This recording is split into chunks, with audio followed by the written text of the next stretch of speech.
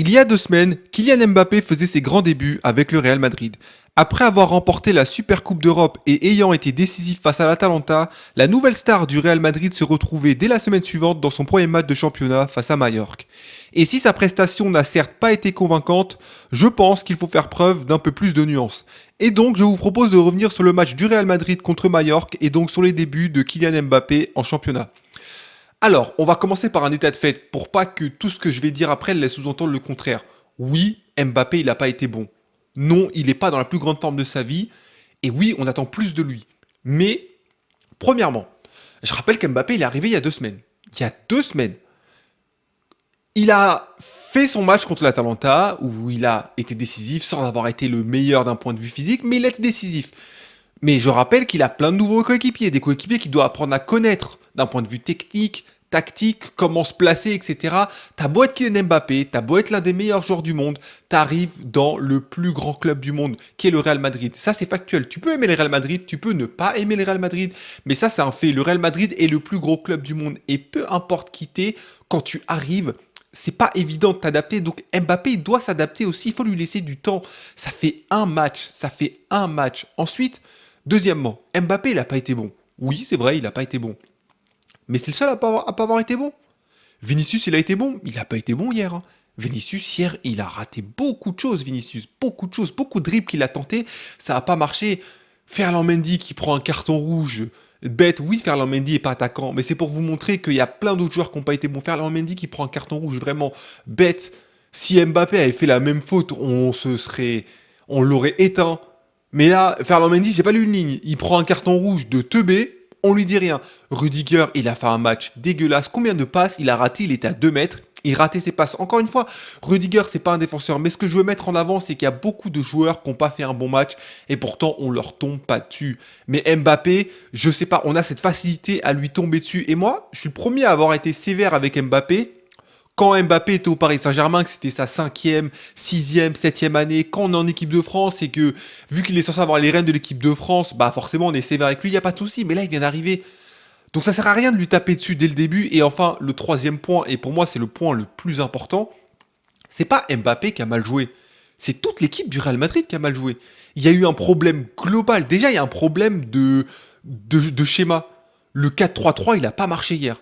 Alors, est-ce que ça veut dire que le 4-3-3 ne marchera pas au cours de la saison? Bien trop tôt pour le dire. Mais en tout cas, il y avait un problème d'équilibre. Le lien entre le milieu de terrain et l'attaque, il n'existait pas.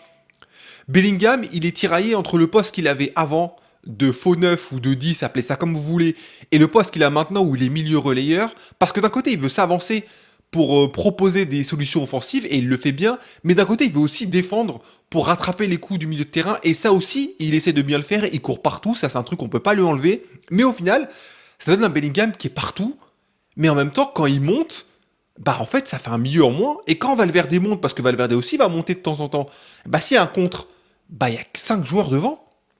5 joueurs est pris. Et donc du coup, bah ils sont plus que 5 derrière. Donc ça complique les choses. Et c'est pareil, Kroos est parti. Kroos, il n'a pas été remplacé dans ce qu'il a apporté. Ça, c'est quelque chose qu'il va falloir penser. Est-ce qu'il va falloir recruter quelqu'un d'autre? Est-ce que Modric va prendre sa place, même si pour moi, ils n'ont pas les mêmes qualités, etc. C'est compliqué de remplacer Kroos, hein. C'est pas l'apport d'Mbappé qui va remplacer Kroos. Il y a plein d'éléments tactiques. Est-ce que le Real Madrid ne joue pas mieux en 4-4-2? Dans leur 4-4-2 en losange, avec 4 milieux de terrain, avec une densité qui leur permet d'avoir plus de contrôle sur le ballon et qui permet à 2 joueurs offensifs de s'exprimer, même si ça nécessite que les joueurs offensifs soient dans une grande forme pour commencer, et ça nécessite aussi de faire un sacrifice. On pense tout de suite à Rodrigo, mais Rodrigo a été le meilleur des 3 joueurs devant, donc c'est pas évident. Mais est-ce que le 4-4-2 se pose pas? C'est une question qu'Ancelotti va devoir se poser dans les prochains matchs, et c'est une question qui se posera dans les matchs importants, ça on le sait. Est-ce que ça l'a pas convaincu ce match que le 4-3-3 ne fonctionnera pas contre des grosses équipes? Parce que Mallorca, avec tout le respect que j'ai pour Mallorca, ils ont fait un très beau match, mais Mallorca n'est pas une grosse équipe. Est-ce que face à des grosses équipes, face à des gros cylindrés, Ancelotti va pas se dire, bon bah, on met le 4-4-2 habituel et basta, c'est comme ça que j'ai remporté la Ligue des Champions, pourquoi est-ce que je changerais un système qui m'a permis de remporter la plus grande des compétitions? Ça peut s'entendre. C'est une question qu'il va falloir se poser. Et encore une fois, Mbappé n'est pas encore intégré dans un système où on lui demande de jouer neuf. Parfois, il doit intervertir avec Vinicius. Parfois, il doit s'adapter à de nouveaux coéquipiers. C'est pas facile, encore une fois, c'est pas facile.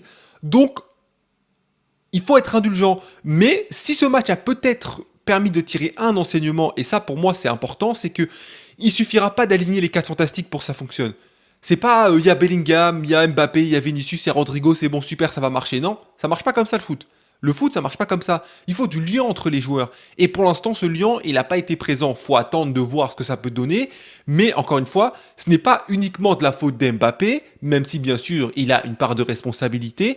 Mais encore une fois, c'est une structure d'équipe qu'il va falloir trouver. Et je pense qu'il faut dire que globalement, le Real Madrid, hier, ils n'ont pas été bons.